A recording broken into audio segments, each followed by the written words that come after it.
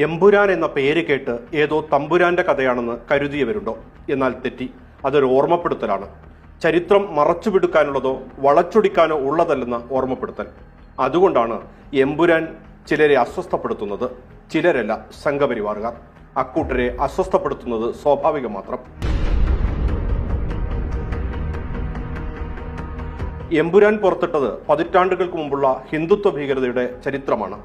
എമ്പുരാൻ റിലീസായതിനു പിന്നാലെ മോഹൻലാലിനും പൃഥ്വിരാജിനുമെതിരെ സൈബർ ആക്രമണവുമായി സംഘപരിവാർ അനുകൂലികൾ രംഗത്തുണ്ട്. സാമൂഹിക മാധ്യമങ്ങളിലൂടെയാണ് വൻതോതിലുള്ള സൈബർ ആക്രമണവും അധിക്ഷേപവും അസഭ്യവും ചൊരിയുന്നത്. ഗുജറാത്ത് വംശഹത്യയെ ഓർമ്മപ്പെടുത്തുന്ന സീനുകൾ ഉൾപ്പെടുത്തിയതാണ് സംഘപരിവാർ ഗ്രൂപ്പുകളെ ചൊടിപ്പിച്ചിരിക്കുന്നത്. ഇതോടെ എമ്പുരാൻ സിനിമ ബഹിഷ്കരിക്കാനും ആഹ്വാനമുണ്ട്. നിരവധി സംഘപരിവാർ അനുകൂലികൾ എമ്പുരാൻ ടിക്കറ്റ് ക്യാൻസൽ ചെയ്ത സ്ക്രീൻഷോട്ടുകൾ പങ്കുവച്ചും നടന്മാർക്കെതിരെ അധിക്ഷേപം നടത്തുന്നുണ്ട്. മോഹൻലാലിന്റെയും പൃഥ്വിരാജിന്റെയും തിരക്കഥാകൃത്ത് മുരളി ഗോപിയുടെയും പോസ്റ്റുകൾക്ക് താഴെയും അധിക്ഷേപ ഭീഷണി പരാമർശങ്ങളുണ്ട്.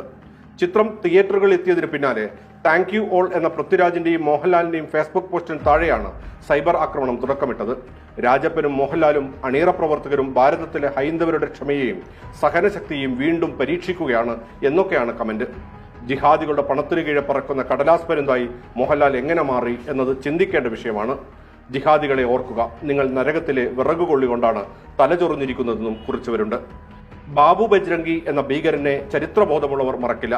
2 പതിറ്റാണ്ടുകളിലധികം വിശ്വ ഹിന്ദു പരിഷത്തിന്റെയും ബജ്രംഗ് ദളിന്റെയും ഗുജറാത്ത് ഘടകത്തിന്റെയും ശിവസേനയുടെയും നേതാവായിരുന്നവൻ.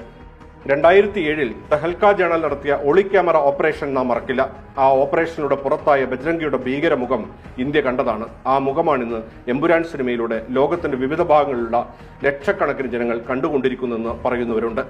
ഹാറ്റ് ക്യാമ്പയിൻ ഒരു തരത്തിലും അംഗീകരിക്കാൻ കഴിയില്ലെന്ന് രാഹുൽ മാങ്കൂട്ടത്തിൽ MLA. കാശ്മീർ ഫയൽസും കേരള സ്റ്റോറിയും തുടങ്ങി നാട്ടിൽ കിളിർക്കാത്ത നുണയും അപരമത വിദ്വേഷവുമായി ഇറങ്ങിയ സിനിമകളുടെ ആവിഷ്കാര സ്വാതന്ത്ര്യത്തിനു വേണ്ടി വാദിച്ചവർ തന്നെയാണ് എമ്പുരാനെതിരെ കടന്നു വന്നിരിക്കുന്നത്. സംഘപരിവാറിന്റെ വിദ്വേഷത്തിന്റെ ഫാക്ടറിയിലെ വെറുപ്പ് മലയാളത്തിന്റെ മഹാനടൻ മോഹൻലാലിന് നേർക്ക് തുപ്പുണ്ടെന്നും രാഹുൽ മാങ്കൂട്ടത്തിൽ. അവറ്റകളുടെ കരച്ചിൽ കേൾക്കാൻ തന്നെ എന്തൊരു സുഖമെന്ന് PM ആർഷോ. എമ്പുരാൻ ഗുജറാത്ത് കലാപത്തിന്റെ ഓർമ്മയിൽ തൊട്ട് ഇന്ത്യൻ രാഷ്ട്രീയവും വിദേശ അധോലോകവും ഉൾപ്പെടെ പരന്നുകിടക്കുന്ന തിരക്കഥയാണ്.